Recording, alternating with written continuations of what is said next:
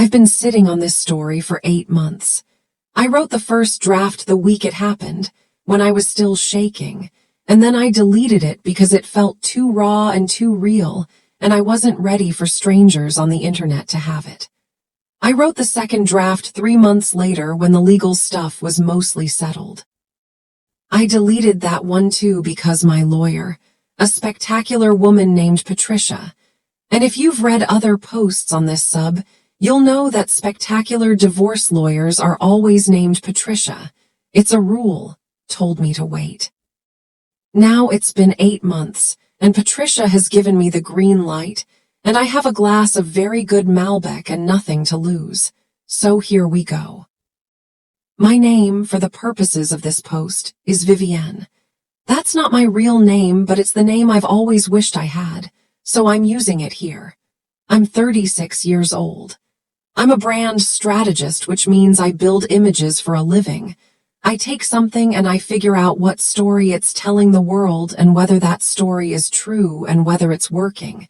And if it isn't, I fix it. I'm telling you my job because it matters. It matters a great deal. My ex-husband's name is Caleb.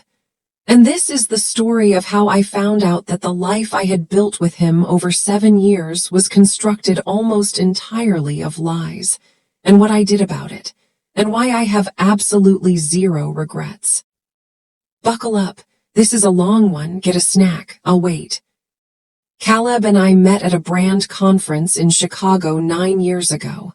He was in real estate development, not an agent, not a broker, but the person behind the projects themselves, the one who looked at a piece of land or a failing building and saw what it could become. He was good at it.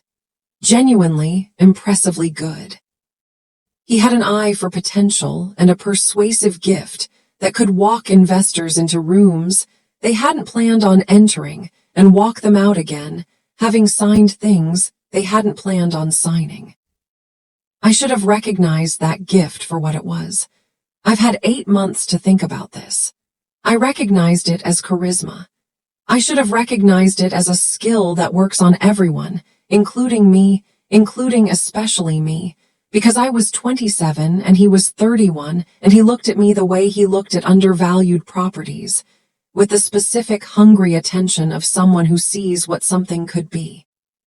We dated for 2 years, got engaged, got married in a vineyard in Sonoma that cost more than I was comfortable with, but which Caleb said was an investment in memory, which I now recognize as the kind of thing people say when they want to spend your money and make you feel shallow for objecting. We moved into a house in Nashville, a beautiful house, a house I genuinely loved, with a kitchen that had been renovated by the previous owners with the kind of care that you can feel when you cook in it, and a backyard with a fig tree that produced more figs than 2 people could possibly eat every September. We were, from the outside, the kind of couple that people described as goals. I know this because people told us. At dinner parties, at work events, at the annual neighborhood block party, where Caleb charmed every single person in attendance with the absolute consistency of a machine. We were attractive and successful, and we threw good parties, and we traveled well, and we finished each other's sentences, and laughed at the same things, and I thought I was happy. I was not unhappy. I want to be precise about this. The marriage was not obviously bad. There was no cruelty, no coldness, no dramatic warning signs that I ignored. There was a life that felt full and real and mine, and a man at the center of it who I believed, with the complete, uncomplicated confidence of someone who has no reason to doubt, was who he said he was. He was not who he said he was. Let me tell you about Caleb's professional life, because you need to understand it to understand everything else. Caleb ran his own development company, small, boutique, maybe 8 employees. He had a partner named Greg who handled the financial side, while Caleb handled the vision and the client relationships. They had been partners for 6 years when I came into the picture, and had built something genuinely impressive. A portfolio of mixed-use developments in Nashville and the surrounding area, the kind of projects that won small architecture awards and got written up in local lifestyle magazines. I was proud of what he'd built. I told him so regularly. I was also, in the way of a brand strategist married to a man in a relationship-driven industry, occasionally useful to him. I helped with pitch decks, advised on positioning, attended client dinners, and did what I do naturally at client dinners, which is make people feel interesting and understood. Caleb appreciated this. He told me I was his secret weapon. I was not a secret weapon. I was, as it turned out, a prop. But again, I'm getting ahead of myself. The marriage ran smoothly for 5 years. We talked about children the way couples talk about children when they're not quite ready but plan to be. In the abstract, in the future tense, with a comfortable vagueness that neither of us pushed to resolve. We renovated the guest bathroom. We adopted a cat named Archimedes who liked Caleb and tolerated me, which I found amusing, and Caleb found evidence of his superior personality. We went to Portugal for our 4th anniversary and ate so much good food that we both came home needing to be significantly more active for a month. In year 6, something shifted. I noticed it the way I notice things in my professional life, not dramatically, not all at once, but as an accumulation of small signals that my brain kept filing, and which eventually reached a threshold where I couldn't not look at them. Caleb started working later. Not occasionally, consistently, 3 or 4 nights a week, coming home after 9 with the slightly loosened, slightly careful energy of a man who has been somewhere other than an office. He started going to the gym on Saturday mornings, which was new. He had never been a gym person, and the gym sessions started at 7 and ended around 11, which was a long time to be at a gym. He got a second phone, which he explained as a work phone for a new project that required a separate line for client communications, and which explanation I accepted because I had no reason not to and because I was busy, and because the alternative explanation was one I wasn't ready to sit with. He started being nicer to me. This sounds strange, but it was the thing that finally made me pay full attention. Not nicer in a genuine way, nicer in the performed way, the way someone is nice when they are compensating. Extra attentive, extra complimentary, extra present when he was actually present, as if he were making deposits into an account he was simultaneously withdrawing from elsewhere. I am a brand strategist. I know the difference between a true story and a managed one. I started paying attention in October of last year. I want to be clear that I did not go looking for evidence in a paranoid, unfounded way. I went looking for evidence because I had specific, concrete reasons to believe something was wrong, and because I had learned, from years of professional work, from taking things apart and putting them back together, that the truth is always findable if you're willing to look at the right things. The first thing I found was the gym. I called the gym on a Tuesday morning, after Caleb had left for his Saturday session, and come home 3.5 hours later smelling like fresh soap in a way that could mean the gym showers or could mean something else. I called and asked, very casually, whether they had a class schedule, and mentioned I was thinking of joining and asked about Saturday morning programming. The woman who answered was helpful and thorough. She told me about the Saturday morning classes, the equipment, the pool. I asked if the pool was heated. She said yes, and that it was particularly popular on Saturday mornings. I asked if the gym got crowded Saturday mornings. She said it was actually fairly quiet Saturday mornings. They had more traffic Friday evenings and Sunday afternoons. I hung up and sat with that for a while. The second thing I found was the calendar. Caleb used a shared calendar for our joint commitments, dinners, travel, the social architecture of a shared life. He had a separate work calendar that I had access to in a theoretical sense, but had never had reason to scrutinize. I scrutinized it now. I went back 6 months and I cross-referenced his late nights, his work trips, his client dinners against the actual project activity of his company, which I could partially verify because his projects got local press, and because I knew his team well enough to know when major milestones happened. The calendar and the reality did not match. There were evenings attributed to client dinners with no corresponding clients I could identify. There were 2 overnight trips to Atlanta, a market his company was not, as far as I knew, actively pursuing in the past 4 months. The third thing I found was not something I looked for. It found me. Her name was Sloane. She was 29 years old, worked in hospitality marketing, and had been sleeping with my husband for 14 months.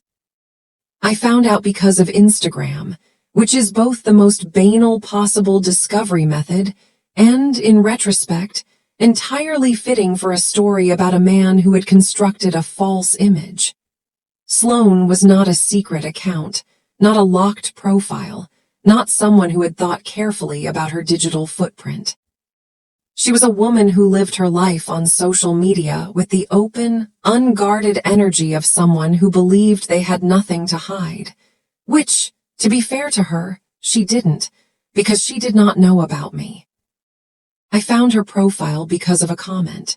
A mutual acquaintance of Caleb's, someone I knew peripherally from industry events, had posted a photo, and Caleb had liked it, and Sloane had also liked it and left a comment, and the mutual acquaintance had responded to her comment in a way that suggested familiarity.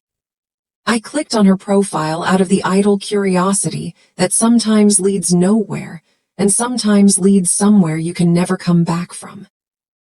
Her profile was full of her life, brunches, travel, her apartment which was nice and in a good part of Nashville, her friends, her work. It was a normal life, warmly documented. There was a photo from 6 weeks ago, a restaurant I recognized, one of Nashville's better ones, the kind of place Caleb liked to take clients, which I had always found slightly excessive for client dinners, but had attributed to his relationship investment philosophy. In the photo, Sloane was at a table, laughing at something. She had tagged the restaurant. She had not tagged whoever she was with, but the edge of a hand was visible on the table beside her wineglass. The hand had a small scar on the knuckle of the index finger. A scar I knew. A scar from a kitchen accident 4 years ago that I had cleaned and bandaged myself. I put my phone down. I picked it up again. I looked at the hand for a long time. Then I did what I do when I have identified a problem that needs solving. I opened a new document on my laptop. I wrote at the top what I know, what I need to know, what I'm going to do. I gave myself 3 weeks. I know. Everyone always asks, why didn't you confront him immediately? Why wait? And the answer is the same answer it always is for women who are good at what they do and who apply those skills to their personal lives when they have to. Because confronting him immediately would have given me emotional release and zero leverage. And I was not interested in emotional release. I was interested in the full picture, and then I was interested in leverage, and then, only then, was I interested in the confrontation. I am a brand strategist. My job, at its core, is intelligence gathering followed by strategic action. I was not going to waste 7 years of my life on a confrontation that could be managed and minimized and spun. I was going to do this correctly. Week 1, Sloane. I learned everything I could about Sloane from publicly available information, which was considerable because she was an open book social media presence. I learned that she lived alone, had a close group of friends, worked for a boutique hospitality marketing firm downtown. I learned, from the careful archaeology of her Instagram going back 14 months, the approximate start date of her involvement with Caleb. There was a shift in her posting around that time, a new energy, the particular glow of someone who has something good in their life that they're not sharing publicly. I learned that she took a trip to Atlanta 6 months ago. I cross-referenced the dates with Caleb's Atlanta calendar entries. They matched. I also learned, which I had not expected, that Sloane appeared to believe she was in a real relationship. Not a casual thing. Not a knowingly illicit situation. The signs were subtle but readable to someone who knew how to read them.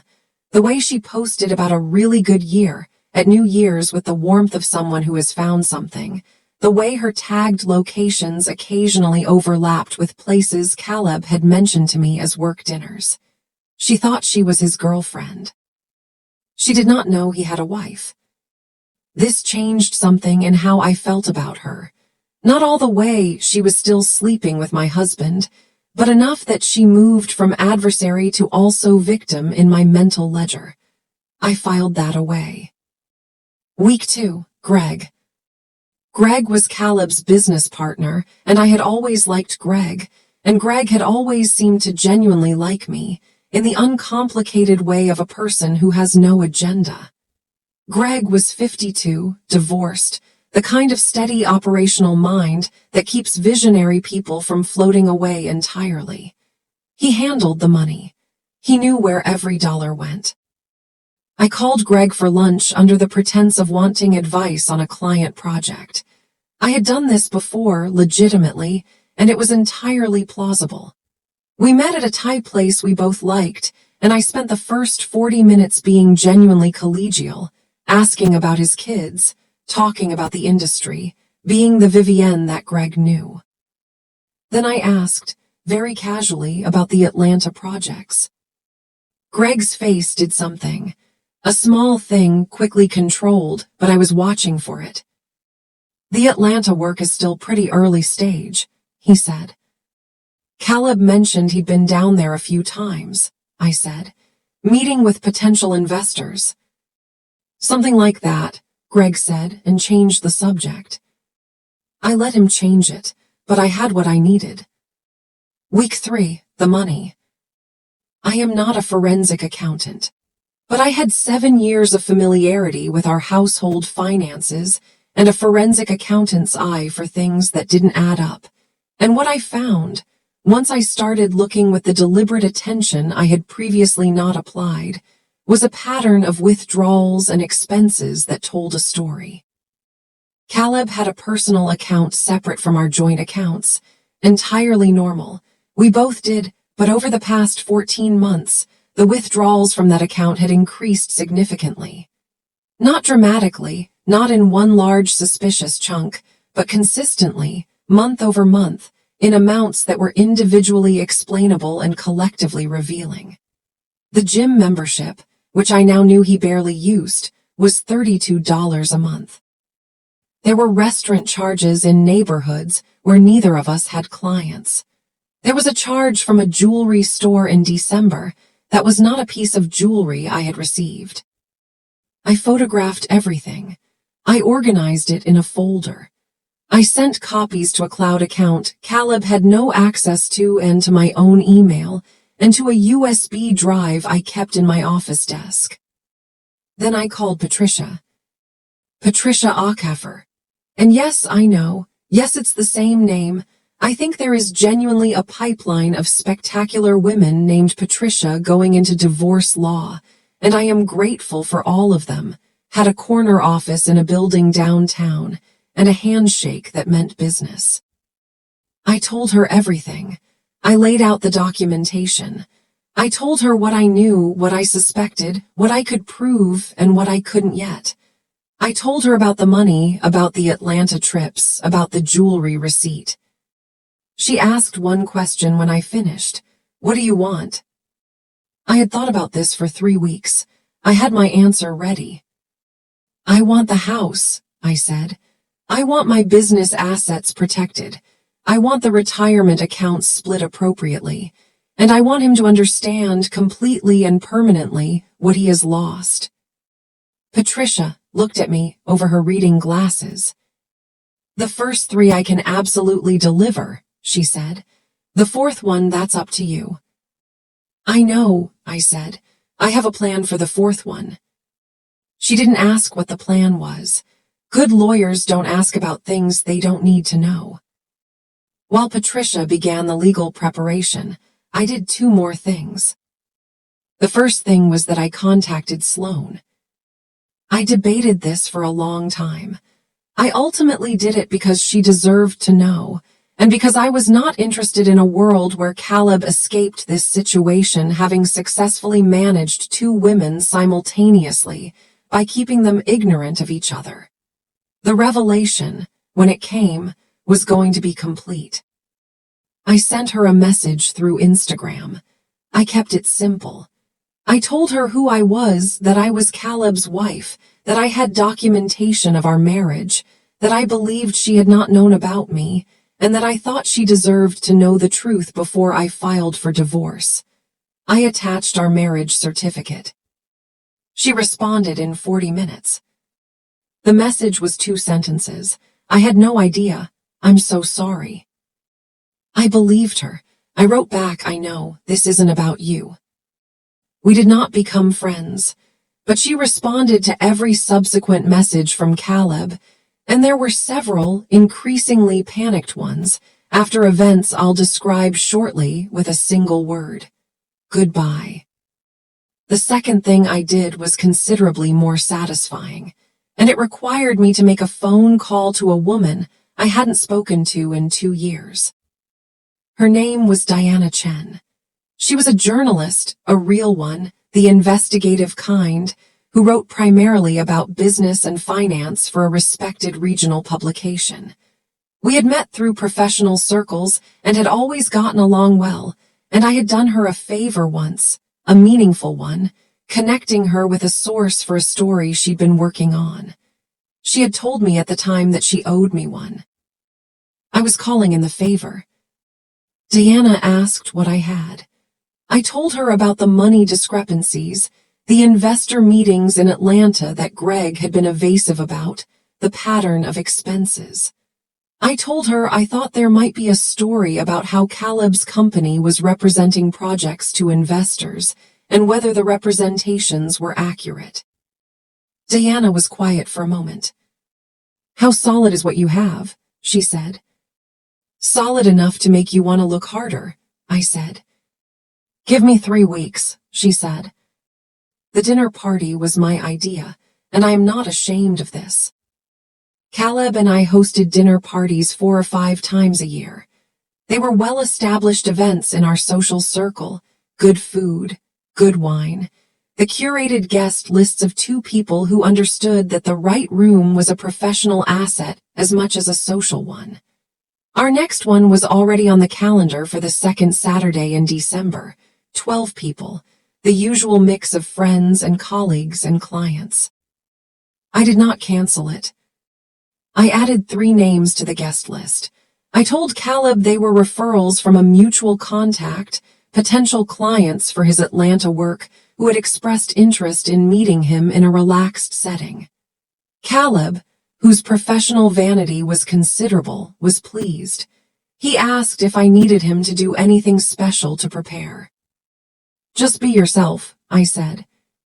The 3 people I added were Diana Chen and her editor, who were attending under the pretense of a profile piece on Nashville's development scene that Diana had arranged through entirely legitimate journalistic channels, and Patricia, my lawyer, who was attending as my friend, which she had by that point genuinely become, and who had instructed me very precisely on what could and could not happen that evening from a legal standpoint. Nothing illegal happened. I want to be absolutely clear about this. Everything that happened that evening happened because it was true, and because the truth, when released into the right room at the right time, doesn't need any help. The dinner party was on a Saturday. Patricia had filed the divorce papers on Friday. Caleb did not yet know this. He would know it Monday morning when he was formally served, because Patricia had timed it with the precision of a woman who understood that the weekend was important for what I had planned. He spent Saturday afternoon helping me set up, opening wine, being charming and domestic, and entirely unaware that the ground had already shifted under his feet. The guests arrived at 7. By 7:30, the room had the warm, well-lubricated energy of a good dinner party, the kind where the conversation flows easily and nobody is performing, and the food, which I had spent 2 days preparing, because I am an excellent cook, and I was not going to let anything about that evening be less than excellent, was doing the work that good food does. Caleb worked the room. He was magnificent at it. He talked to Diana and her editor with the easy confidence of a man who assumes that attention is his due, who has been the most charming person in most rooms for long enough that he no longer considers the possibility of a room where this might not serve him. Diana asked him about the Atlanta projects. He described them with the full force of his considerable vision, the opportunity, the scope, the investor interest he'd been cultivating. He was persuasive and detailed and entirely convincing. Diana asked one follow-up question. And the representations you've been making to investors about the projected returns, those are based on what modeling? A small pause, imperceptible probably to anyone who wasn't watching for it. Standard industry projections, Caleb said. Right, Diana said. I ask because I've been looking at the disclosure documents filed with the state for 2 of those projects, and the projected returns in the investor presentations seem to be about 30% higher than what was filed, which is an interesting discrepancy. The room had not gone quiet. The room was still doing what dinner party rooms do, but Caleb's face had done something that could not be undone. That sounds like an administrative inconsistency, he said. It might be, Diana said pleasantly. I'm hoping to speak with Greg about it next week, and also with a couple of the investors who have reached out to me. I just wanted to give you the opportunity to comment first, since we're here. I don't think this is the right venue. Of course, Diana said. We can talk Monday. She smiled. She moved on to the next conversation. She was a professional and she had done exactly what she had come to do, which was make sure Caleb knew, in a room full of his colleagues and clients, that she was looking. I watched this from the kitchen doorway. I watched his face. I watched the effort it took him to recompose himself and return to the room and be charming for another 3 hours, knowing that the world had fundamentally changed, while he held a wine glass and smiled. That was moment 1. Moment 2 came at 10:30, after the dessert, when the room had thinned to the last few guests, and Caleb was in the kitchen helping me with the dishes in the domesticated way he did at the end of parties, the comfortable routine of 2 people who have cleaned up together many times. I handed him his phone. I had picked it up from the counter where he'd left it when guests arrived. I had not gone through it. I had not needed to. You have some messages, I said. He looked at the screen. The first message was from Sloan. It said, I know everything. Don't contact me again. The second was from Greg. It said, a journalist called me today. Caleb, what is going on? Call me.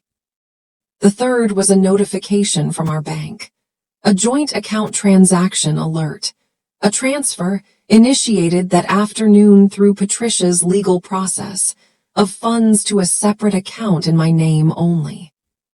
He looked at the phone for a long time. Then he looked at me. How long? He said. Long enough, I said. Vivienne. The papers were filed yesterday, I said. Patricia's number is in your email. I'd recommend getting a good lawyer. I took off my apron. I folded it over the kitchen chair. I picked up Archimedes, who had emerged from wherever he'd been hiding during the party and was now winding around my ankles with the demanding energy of a cat who considers dinner parties a personal inconvenience. I'm going to stay at my sister's for a few days, I said. I'd appreciate it if you used that time to make arrangements. He was still holding the phone. He looked, and I say this without pleasure, or mostly without pleasure, or with the complicated feeling that comes from watching someone you used to love understand what they have done. He looked like a man watching a building he thought was solid reveal, all at once, that it had been built on nothing. "Did you plan all of this?" he said. "I'm a brand strategist," I said. "I took something apart and figured out what story it was telling. It wasn't a good story, so I ended it." I picked up my bag. I walked out of my kitchen, through my beautiful house, past the fig tree in the backyard that I could see through the glass door, dark and bare in December. I got in my car. I drove to my sister's house. I sat in her kitchen and she made tea and I did not cry, or I cried a little, or I cried for about 45 minutes and then I stopped, and we sat together in the quiet, and outside the window the Nashville night did what nights do. Diana's article ran 6 weeks later. It was careful and well-sourced and utterly devastating in the specific way that good journalism is devastating, not through accusation, but through the precise, methodical laying out of facts and the questions those facts raised. It focused on 3 projects: the discrepancies in investor documentation and the pattern of representation. It quoted 2 investors by name who had not received the returns they had been led to expect. Greg, to his credit and to my complicated feelings about him, cooperated with Diana. I think Greg had known something was wrong for a while and had been managing the discomfort of that knowledge in the way that decent people sometimes manage such knowledge, by not looking directly at it. Diana's call gave him permission to look directly at it. He looked. He cooperated. He is navigating his own legal situation now, which I feel genuinely sorry about, because I think Greg is a fundamentally decent man who made the mistake of being in business with a man who was better at appearances than at substance. Caleb hired a lawyer. Not a good one, initially. He hired someone who told him what he wanted to hear, which is the lawyer choice of a man who is not yet ready to accept what is happening. He hired a better one 3 weeks later, after the article ran, and 2 of the investors filed complaints with the state securities board. The divorce settlement took 5 months. I got the house. I got my business assets, which Patricia had ring-fenced so efficiently that Caleb's lawyer barely attempted to challenge them. I got an appropriate share of the retirement accounts. I got Archimedes, who had made his preference clear by spending the month of Caleb's continued residence in the house exclusively in the room I was using as an office, sitting on my laptop with the focused territorial energy of a cat who has made a decision. Caleb got his company, which by that point was a considerably diminished asset. He is still in Nashville. We do not interact. I hear about him occasionally through the industry network that connects everyone in this city eventually, and what I hear is that he is rebuilding, slowly, with the reduced expectations of a man whose reputation has been accurately revised. He is not destroyed. I want to be clear about that. I said nuclear, and I mean I went further than most people would, and I have no regrets, but I did not set out to annihilate a human being. I set out to make sure that the false image he had constructed of himself, of our marriage, of his business, could not survive contact with the truth. That's all. The truth did the rest. The part that actually matters. I have been in the house for 8 months now, alone except for Archimedes, and I want to tell you what that has been like because I think it's the part of these stories that gets left out. The first month was bad. Not dramatically bad. I am not a dramatic person, but the particular badness of a life that has been restructured against its will, the way a room feels after furniture has been removed, and the outlines of where things stood are still visible on the walls and floor. I was fine during the day, working, doing the things that had to be done. I was less fine at night, in the house that I loved and still love, with its renovated kitchen and its fig tree, and its rooms that remembered a life that had turned out to be a different shape than I thought. I saw a therapist. I say this without embarrassment because the therapist, a woman named Dr. Ose, who had an office full of plants and the specific gift of asking the right question at the right moment, was one of the best decisions I made in those months. She didn't tell me what to feel. She helped me figure out what I actually felt underneath what I thought I was supposed to feel, which are often very different things. What I actually felt, underneath the anger and the grief and the vindication, was something more honest and more uncomfortable. I had been so good at reading other people's stories for so long that I had stopped reading my own. I had looked at my marriage and seen the image I had built of it rather than the thing itself. I had been, in my professional domain, a person of extraordinary clarity, and in my personal life, a person of extraordinary willful blindness. I don't say this to be hard on myself. I say it because it's true, and because the truth is more useful than the story I could tell in which I was simply the victim and Caleb was simply the villain. He was a villain. He also married someone who had been so focused on building things, professionally, domestically, socially, that she had stopped checking the foundations. I check the foundations now. It's a habit I'm building, like going to the gym, which I actually do now and which takes 90 minutes, not 3.5 hours. The fig tree produced figs in September, the way it always does. I made jam, the way I always do, 14 jars of it, which is more than one person can eat, and which I distributed to neighbors and friends and my sister who puts it on everything. Dr. Ose got a jar. Patricia got a jar. Diana got a jar with a note that said thank you for the story, which she texted me about with a string of laughing emojis. I am fine. I am more than fine. I am the specific kind of fine that comes from having gone through something terrible, and having gone through it deliberately and clearly, and without flinching, and arrived on the other side with your integrity intact, and your house in your own name, and a cat who has chosen you.